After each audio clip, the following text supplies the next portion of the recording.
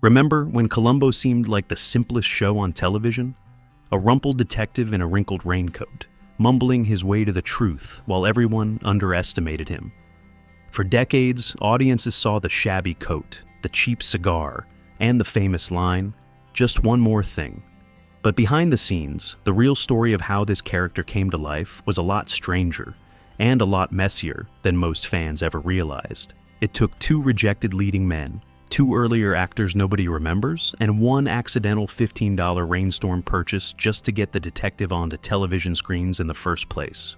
Today we are counting down 15 surprising facts about Columbo, the 1968 mystery that changed television forever. We are talking about a role two other actors turned down, a wife nobody ever saw, a dog the star did not even want, and a wardrobe choice that came from a rainy New York night.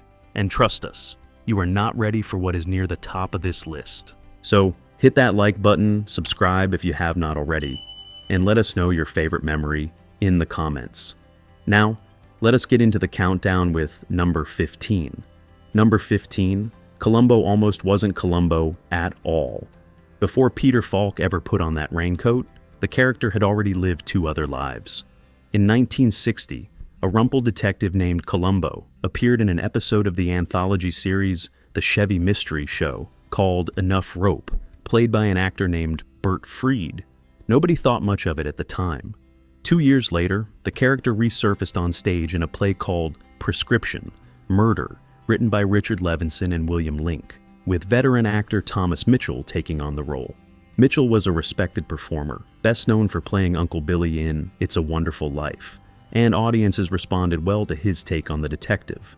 But here is where it gets weird. Mitchell fell seriously ill partway through the play's national tour and had to be replaced by an understudy for a stretch of performances most fans never hear about.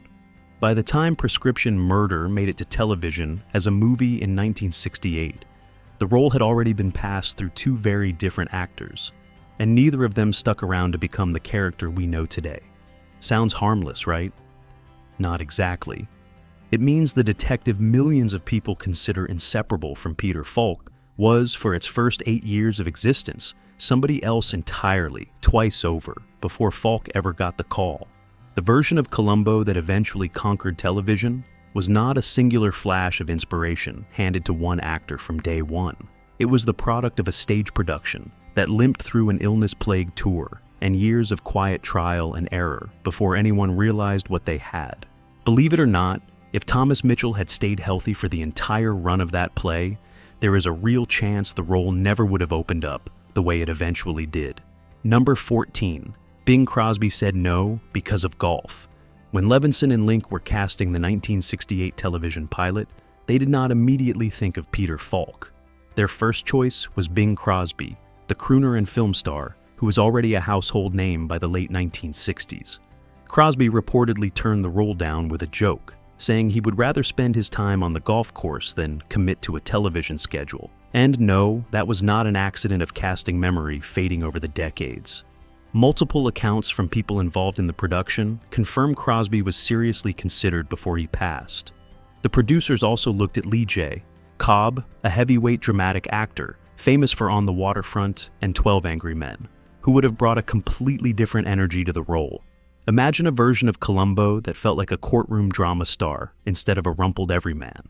It very nearly happened. What makes it even funnier is that once Levinson and Link saw Peter Falk's screen test, all doubts vanished immediately. Falk was younger, scrappier, and far less polished than either Crosby or Cobb. And that unpolished quality turned out to be exactly what made the character work.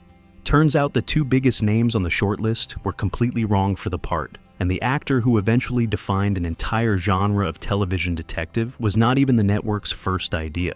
Crosby was arguably the biggest star ever seriously considered for the role, and he passed on what would become one of television's most enduring characters over a golf joke. Cobb, for his part, had the dramatic weight to play almost anything, yet his intensity would likely have pushed Columbo towards something closer to a hard-boiled procedural instead of the disarming, shambling everyman audiences fell in love with. Number 13. The raincoat cost $15 and was never meant to be a costume. Columbo's shabby, weathered raincoat became one of the most recognizable pieces of clothing in television history, but it was never designed by a wardrobe department. Peter Falk simply wore his own clothes to work. According to accounts from the production, Falk bought the raincoat for around $15 back in 1967 after getting caught in a sudden New York City rainstorm, grabbing whatever was available rather than shopping for something stylish. When it came time to film Prescription, Murder, the following year, Falk brought the coat along and ended up on screen, looking exactly as rumpled and ordinary as it did in real life. But here is where things get interesting. The rest of the wardrobe followed the same pattern. The high-top shoes, the ill-fitting suit, all of it belonged to Falk personally, rather than to any costume budget. He reportedly had a white suit of his own, dyed brown, specifically, because he thought it suited the character better than anything a studio could provide. And that iconic cigar was not scripted either. Falk was a lifelong cigarette smoker who added the cigar himself as a personal touch he thought fit the detective's personality. So, yeah, one of the most iconic looks in detective television history was essentially a guy wearing his own closet to work, and nobody bothered to change a thing because it simply worked too well to touch. Part of what made Columbo so disarming to suspects was that he genuinely looked like he did not belong in their expensive homes and offices, like a man who had wandered in from somewhere far less glamorous. A crisp, studio-designed suit would have undercut that illusion instantly. Instead, an accidental $15 rainstorm purchase became permanently woven into the identity of one of television's most recognizable characters. Number 12, the show broke the rules of its own genre on purpose. Most mystery shows of the era, and honestly most mystery shows ever made, follow a whodunit format, keeping the killer's identity hidden until the final act so the audience can guess, along with the detective. Columbo did the exact opposite from the very beginning. In Prescription, Murder, viewers watch the entire crime unfold in the opening minutes, seeing exactly who committed the murder and exactly how they planned to get away with it. The mystery was never about who did it. It was about how a shabby, seemingly unimpressive police lieutenant would eventually catch a killer who believed they had planned the perfect crime. Industry insiders sometimes called this structure a how-cackum rather than a whodunit, and at the time, it was considered a genuinely risky format for network television. Turns out audiences did not mind knowing the ending in advance at all. What makes it even stranger is that removing the guessing game seemed like it should kill the suspense entirely, yet it did the opposite. Watching a supposedly clueless detective slowly, patiently corner an arrogant killer who thinks he has outsmarted everyone became more satisfying than any traditional mystery reveal. That structural gamble, taken in a single 1968 television movie, quietly rewrote what a detective show could look like for decades afterward. Countless crime dramas that followed owe part of their storytelling flexibility to the idea that Columbo helped prove audiences do not need to be kept guessing about identity to stay hooked. And no, that was not an obvious lesson at the time. Network executives in the late 1960s were used to formulas that had worked for decades, and abandoning the central who-did-it mystery seemed, on paper, like removing the entire reason to watch. Okay, we have to take a quick pause because if you are enjoying these behind-the-scenes stories, do us a favor. Hit that like button, subscribe, and let us know in the comments which reveal has surprised you the most so far. Alright, let us get back to the countdown with number 11. Number 11, Peter Falk was barely in his own pilot episode. In Prescription, Murder, Columbo does not appear on screen for a significant stretch of the opening act. The film spends its first several minutes entirely on the murderer, played by Gene Barry, carefully laying out his plan to kill his wife and frame the crime as something else. Falk, the actual star of the project, is essentially absent while the villain gets to breathe and establish himself as a fully realized character. But here is where it gets weird for a network television lead. This was not a one-time quirk of the pilot. It became a defining pattern across the entire run of the series that followed. In episode after episode, Columbo would not physically show up until roughly the first quarter of the runtime had already passed, leaving the murderer alone on screen to plan, scheme, and occasionally even relax before the detective ever knocked on a door. Most shows built around a single charismatic star make sure that star appears within the first few minutes to hook the audience. Columbo did the reverse, and somehow it worked beautifully. Audiences did not tune in to watch Falk immediately. They tuned in to watch the murderer sweat once he finally arrived, which meant the star of the show was, by design, one of the least visible leading actors on television. Think about how unusual that really is for a network built around star power. Most executives want their marquee name front and center within the opening minutes to hook viewers immediately. Yet Columbo's producers bet the opposite and trusted the murder itself to carry the audience until their star finally wandered into frame. That gamble ran completely against the conventional wisdom of the era, and it is a testament to how confident Levinson and Link were in their format that they never once padded the opening act just to get Falk on screen sooner. Number 10, Gene Barry's killer helped make the whole format believable. The murderer in Prescription. Murder was not some cartoonish villain. Gene Barry played Dr. Ray Fleming, a wealthy, sophisticated psychiatrist who strangles his wife and enlists his young mistress to help fake an alibi involving a staged airport disguise and a supposed argument on a plane. Barry brought a smoothness and charm to the role that made the character genuinely likable even while committing murder, which turned out to be essential to the entire concept of the show. If audiences could not believe a killer might actually get away with it, watching Columbo slowly dismantle the plan would not have carried any tension at all. Reviewers at the time praised Barry's performance specifically for setting an extremely high bar, and decades of Columbo fans still consider his portrayal one of the finest killers the franchise ever produced, even though it came in the very first entry before the series format even existed. And what makes it even stranger is how thin the line was between Barry's character being merely arrogant and being outright unlikable. The producers needed a killer confident enough to believe he had outsmarted the police, but charming enough that audiences almost wanted to see if he would pull it off. That balance, struck in a single 1968 television movie nobody expected to become a franchise, quietly set the template for every murderer who followed for the next 35 years. Every guest killer who appeared in the decades afterward, from corrupt executives to jealous spouses to smug celebrities, was essentially auditioning against the standard Barry set in that very first outing, composed and unshaken almost until the very end. Number 9, the pilot was never supposed to lead anywhere. When Prescription Murder aired in February of 1968, it was conceived purely as a standalone television movie, not the beginning of a series. Peter Falk himself was reportedly far more focused on pursuing feature film opportunities than committing to the grind of episodic television, and none of the people involved in production genuinely expected there to be more Columbo stories after this single 94-minute film. But here is where it gets weird. The movie performed remarkably well, landing among the highest-rated television movies of its era and drawing strong reviews for its unconventional structure. That success created a problem nobody had planned for.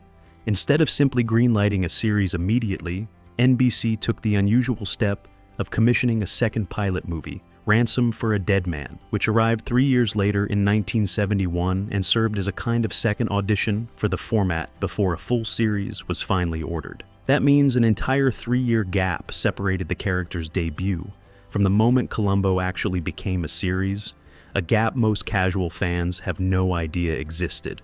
Sounds harmless, right? Not exactly, because during those 3 years, the entire concept could easily have quietly disappeared, remembered only as an unusually well-received one-off television movie, rather than the beginning of a 35-year franchise. 3 years is an eternity in television terms.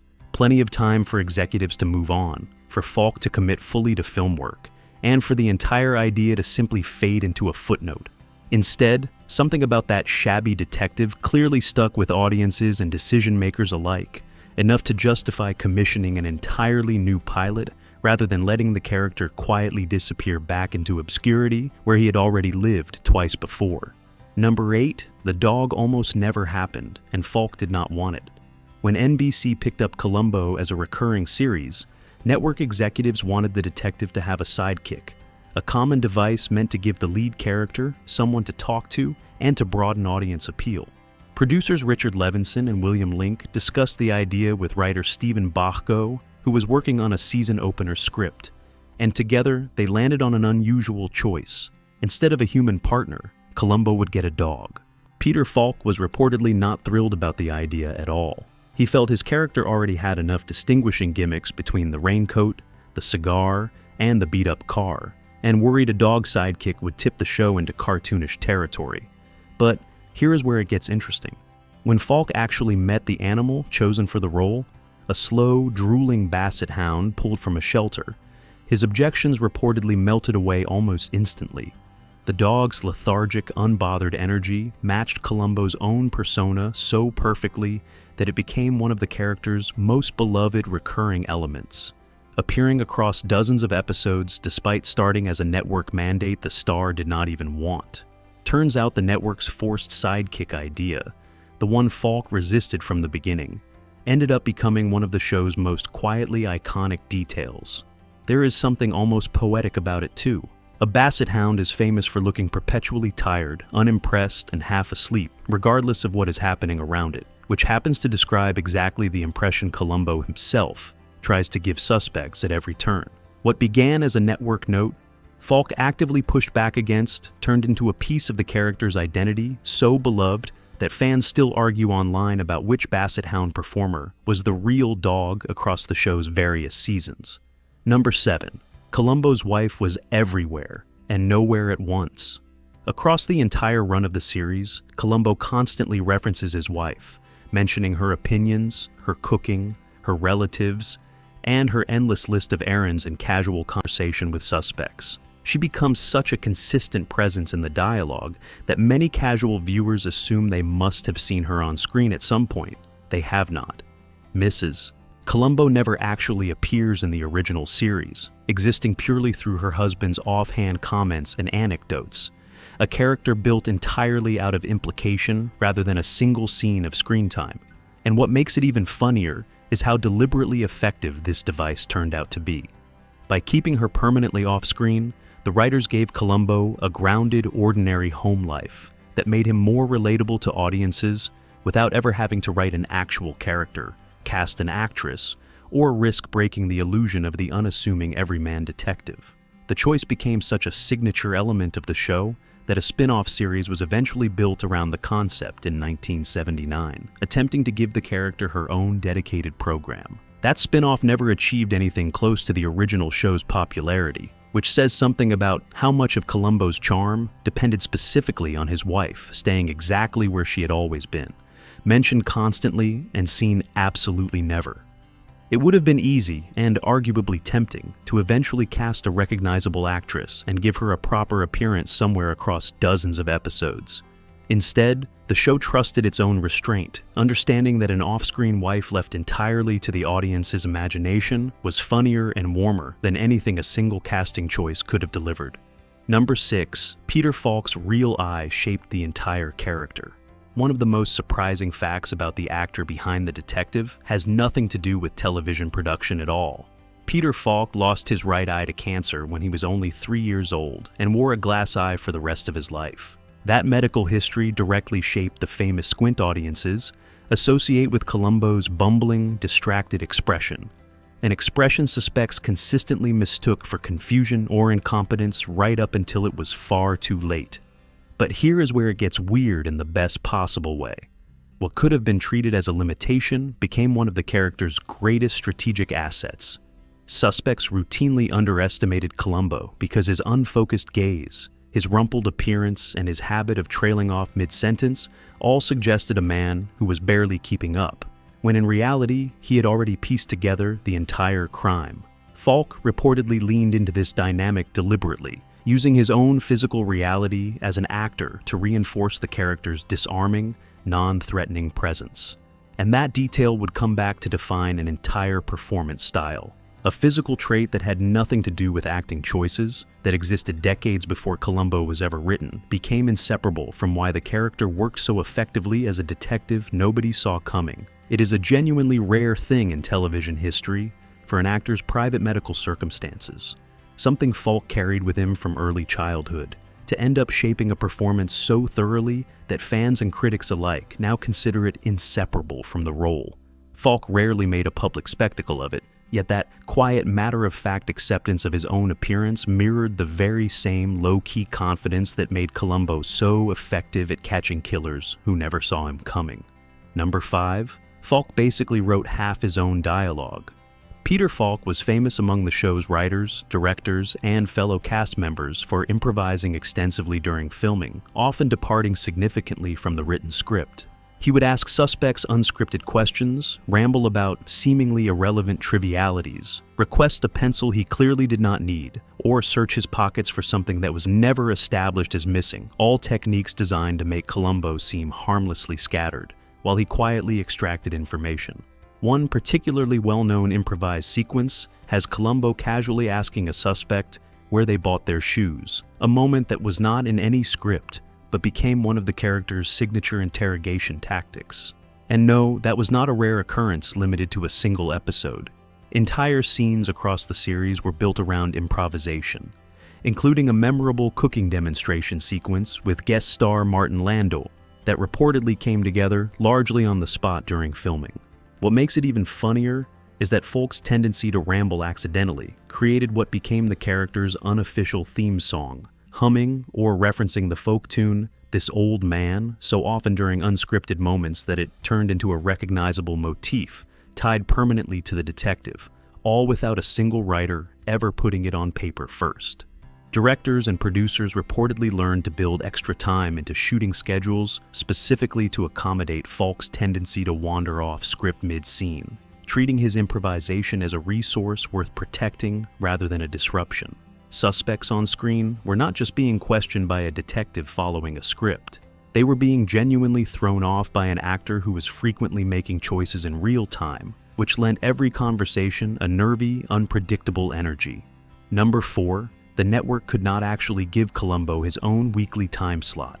When NBC originally planned the series, the goal was to air a new episode every single week like a standard television program. That plan required shooting an episode roughly every 5 days, an extremely demanding production schedule for what were essentially feature-length television movies running well over an hour each. Peter Falk, who by this point was an established motion picture actor with outside film ambitions, refused to commit to a schedule the punishing. But here is where things get interesting. Rather than losing their star entirely, the network restructured the entire broadcast strategy around him. Columbo became part of a rotating anthology arrangement known as the NBC Mystery Movie, airing on Wednesday nights roughly once a month, alongside other rotating detective programs rather than following the traditional weekly format most television shows relied on. That unusual scheduling gimmick, born entirely out of accommodating one actor's refusal to overwork himself, became a defining structural quirk of the entire series, and arguably contributed to its longevity by keeping each individual episode feeling like a special feature-length event rather than routine weekly television. Sounds harmless, right? Not exactly, because it meant the show's most iconic run existed specifically because a network was forced to build its entire scheduling model around one actor's personal limits. Compare that to nearly every other successful detective series of the era, most of which stuck to a weekly grind of shorter episodes designed to keep audiences returning every 7 days. Columbo instead trained its viewers to treat each appearance like an event worth waiting weeks for, and that patience, oddly enough, may be part of why the character still feels special decades later. Number 3, the show technically has 2 very different beginnings. Most fans think of Columbo as a single continuous series that launched in 1968, but the actual production history is far messier than that clean narrative suggests. Prescription. Murder aired as a standalone television movie in February of 1968, and it took a full 3 years before the second pilot, Ransom for a Dead Man, arrived in 1971 to finally prove the format could sustain an ongoing series. Only after that second film succeeded did the character transition into what most people recognize as the actual show, running as part of the rotating NBC Mystery Movie format from 1971 through 1978. And that detail would come back to complicate the show's history even further decades later. Columbo did not simply end quietly in the late 70s. It returned in 1989 on an entirely different network, ABC, continuing on an irregular basis all the way through 2003, giving the franchise a staggering 35-year lifespan across 2 separate broadcast eras and 2 separate networks. Turns out the tidy version of Columbo's origin story that most casual viewers know one show, one network, one continuous run, barely resembles what actually happened. The character survived a 3-year gap between pilots, a network switch, and a production hiatus that would have killed almost any other franchise outright. Very few television properties managed to jump networks after going quiet for over a decade and come back with the same star still fully committed to the role. Falk was in his early 60s by the time the ABC revival began in 1989. Decades removed from the young, sharp-eyed actor who filmed Prescription, Murder, yet audiences accepted the aged detective without hesitation, almost as if Columbo himself had simply been out working other cases the entire time everyone thought the show was finished. Number 2. Falk's real-life best friend became one of his most memorable killers. Peter Falk maintained a close, decades-long friendship with actor and filmmaker John Cassavetes, a groundbreaking figure in American independent cinema known for pioneering a raw, realistic style of filmmaking that influenced generations of directors. The two men worked together repeatedly outside of Columbo, most notably on the acclaimed 1974 drama A Woman Under the Influence, which earned an Academy Award nomination and remains considered one of the era's defining independent films. But here is where it gets weird for a mainstream network detective show. Falk eventually brought his real-life friend directly into the Columbo universe, casting Cassavetes as a guest star murderer in an episode of the series. Watching two close friends and frequent creative collaborators face off as detective and killer added a layer of genuine chemistry to the performance that scripted casting alone rarely produces, since the two actors were drawing on years of real trust and familiarity rather than building a rapport from scratch during a tight television shooting schedule. What makes it even funnier is how seamlessly it fit the show's format, since Columbo already specialized in charming, intelligent killers who felt like real people rather than cartoonish villains. And there was arguably no actor better suited to deliver that specific kind of charisma than Falk's own longtime friend. Believe it or not, Falk was reportedly so committed to Cassavetes' independent filmmaking career that some of the money he earned from Columbo ended up quietly supporting his friend's personal projects. A connection between a rumpled television detective and the birth of American independent cinema most fans never expect. And here we are, number 1. The final case Columbo ever solved came 35 years after it began. The character's very last appearance came in 2003 with a television movie called Columbo Likes the Nightlife, in which the aging detective finds himself investigating a murder tied to an unscrupulous nightclub owner who plunges the entire case into a rave and club scene about as far removed from 1968's understated psychiatrist's penthouse as television could possibly get. That nightclub owner was played by a young Matthew Rhys, who would go on to headline his own acclaimed television revival years later, playing Perry Mason on HBO. But here is where it gets genuinely strange. Falk and Rhys had actually crossed paths before this episode, having previously worked together on a BBC adaptation of The Lost World in 2001, meaning the final Columbo case reunited two actors who already had a working relationship, rather than pairing complete strangers for the franchise's swan song. And what makes it even more remarkable is simply the math involved.